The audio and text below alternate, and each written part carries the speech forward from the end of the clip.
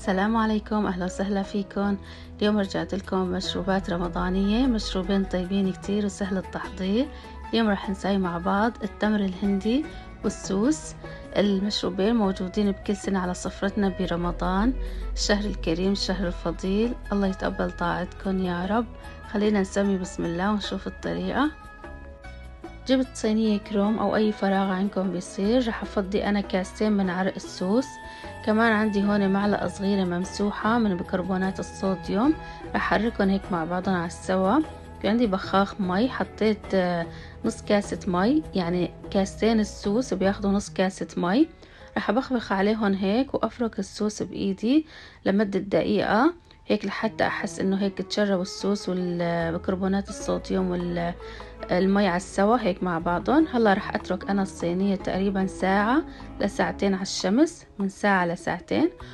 رح أرفع الصينية بعدين عن الشمس ورح أتركهم هيك على الطرف مدة 5 ساعات كمان. هلا هون هيك شايفين أنا تركت السوس تقريبا ساعتين على الشمس وتركتهم بعدين كمان شغلة 5 ساعات. هلا هون هيك شايفين بنحس السوس رجع يبس معنا. هلا أنا هون عندي كيس قماش، بفضي السوس بقلب كيس القماش، أي نوع كيس قماش عندكم بيصير.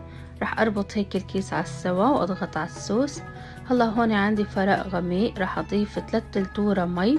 كاستين سوس بياخدوا 3 لتورة مي. رح أحط سرة السوس هيك بقلب المي وأترك لمدة تقريبا ساعة الكيس السوس بقلب المي. بعد ساعة رح أرفع الكيس هيك بهالشكل، شايفين بحلحق السوس على السوا.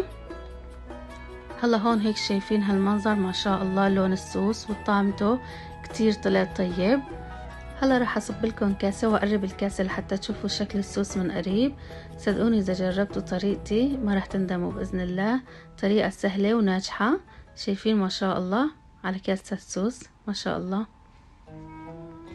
هلا رح انتقل لتحضير التمر الهندي. عندي 250 جرام من تمر الهندي. رح افرط انا هيك التمر الهندي بجاط كمان. رح اضيف عليهم 4 كاسات من مية السخنة واحرك المي والتمر الهندي مع بعضهم هيك على السوا، واترك الجاط كمان لمدة 5-6 ساعات او ليلة كاملة على طرف. بعد مرور ليلة كاملة انا بجيب برجع التمر الهندي هيك مثل ما انكم شايفين بهالشكل. بفرك التمر على السوا. بعدين عندي جاط غميق مع مصفاية ناعمة. هلا هون هيك بصفي التمر الهندي. برجع بعد ما باخد السوائل برجع برجع التمر الهندي على الجاط. بضيف كمان هيك برجع كاسين من المي، بحركهم شوي وبرجع بصفيهم بالمصفاية مرة تانية بهالشكل. شايفين هلا برجع بضغط عليهم هيك بمعلقة على السوا. شايفين صفينا نحن اخدنا مشروب تمر الهندي. هلا هون بنفس المصفى برجع بحط محرمة من محارم المطبخ وبصفي برجع التمر الهندي. وهيك مشروبنا الثاني التمر الهندي صار جاهز معنا. وبالنسبة للسكر انا ما راح احلي تمر الهندي كل الكمية بالسكر. انا بحب هيك بعد ما اصفي تمر الهندي بعبيهم بقنينة وبحطهم بالبراد. بحلي اول باول او قنينة صغيرة، لانه تمر الهندي اذا طول معنا شوي بالبراد بيحمض. انا كتير بساوي هي الطريقة. بعد ما بصفي تمر الهندي قبل ما احليه بعبيه بقنينة وبحطه بالفريزر. وقت اللي بدكن بتطالعوا قبل بوقت القنينة من الفريزر يكون عندكم تمر هندي جاهز، بتحلوه وبتشربوا صحة وهنا.